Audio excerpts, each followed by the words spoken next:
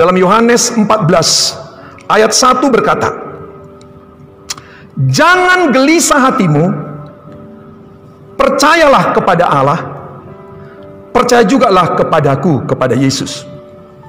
Jangan gelisah hatimu, percayalah kepada Allah, percaya jugalah kepadaku, kepada Yesus Kristus.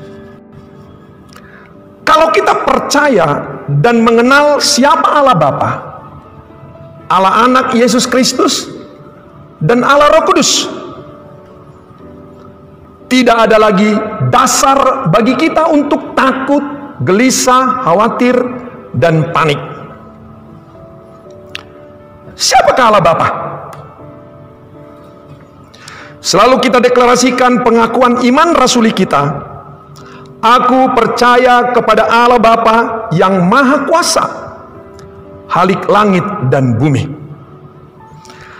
Allah Bapa yang pegang kendali, kuasa dan kontrol atas alam semesta ini.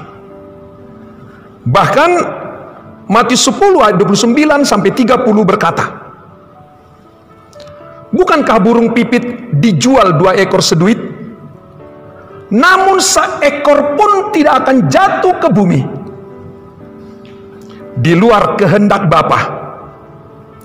Dan kamu, rambut kepalamu pun terhitung semuanya." Artinya Bapa yang punya kendali, kuasa, kontrol atas seluruh alam semesta ini.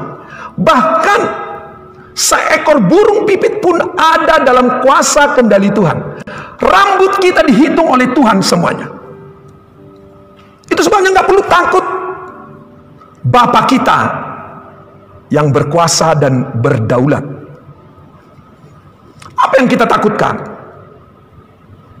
Hal makanankah? Minuman? Pakaian? Sandang pangan? Apakah itu yang kita takutkan, khawatirkan?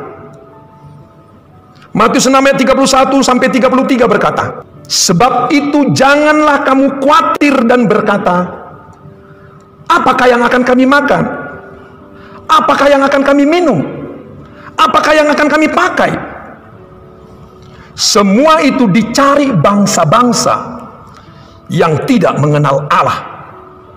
Akan tetapi Bapamu yang di sorga tahu bahwa kamu membutuhkan, memerlukan semuanya itu.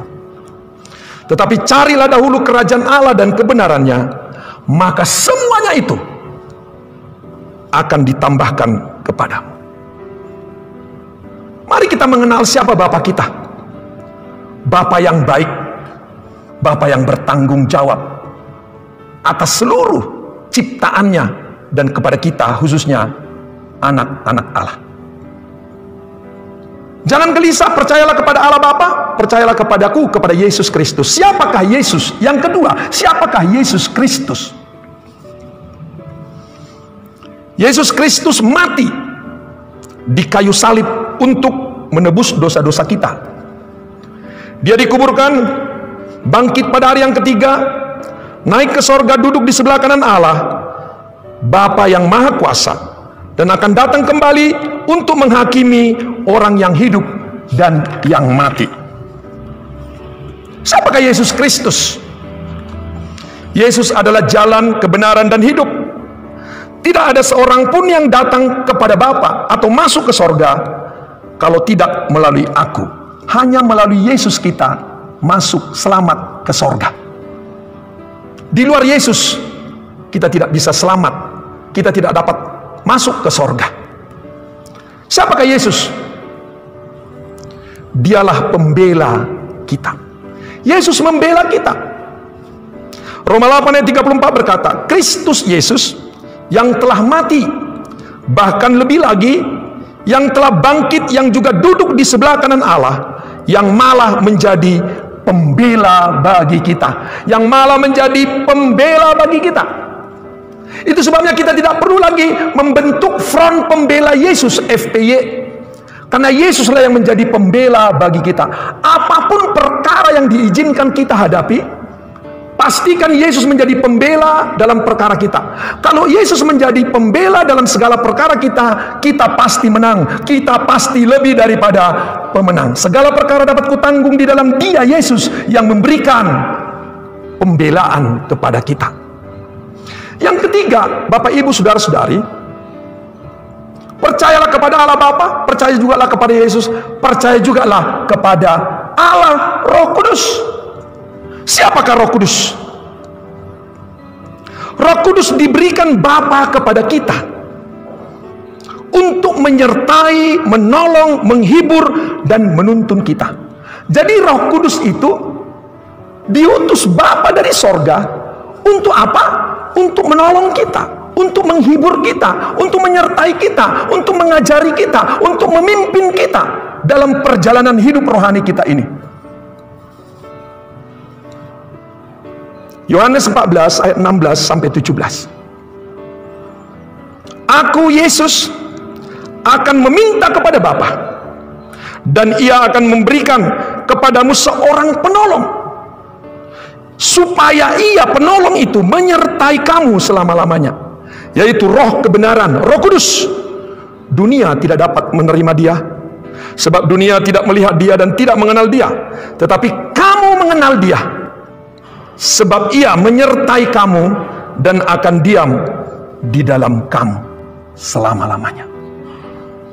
Banyak ayat-ayat firman Tuhan dalam Alkitab kita ini berbicara tentang Roh Kudus. Kisah Rasul 1 ayat 8 berkata, kamu akan menerima kuasa kalau Roh Kudus turun atas kamu. Kamu akan menjadi saksiku di Yerusalem, Judea, Samaria, sampai ke ujung-ujung bumi. 1 Korintus 12 ayat 8 sampai 10 berkata, karunia-karunia roh yang diberikan kepada kita orang yang percaya. Karunia hikmat, karunia pengetahuan, karunia mukjizat, karunia kesembuhan, karunia bernubuat, karunia berbahasa roh, karunia menafsirkan bahasa roh. 9 karunia roh diberikan kepada kita untuk apa? Menolong kita, menyertai kita, menghibur kita, dan menuntun kita senantiasa.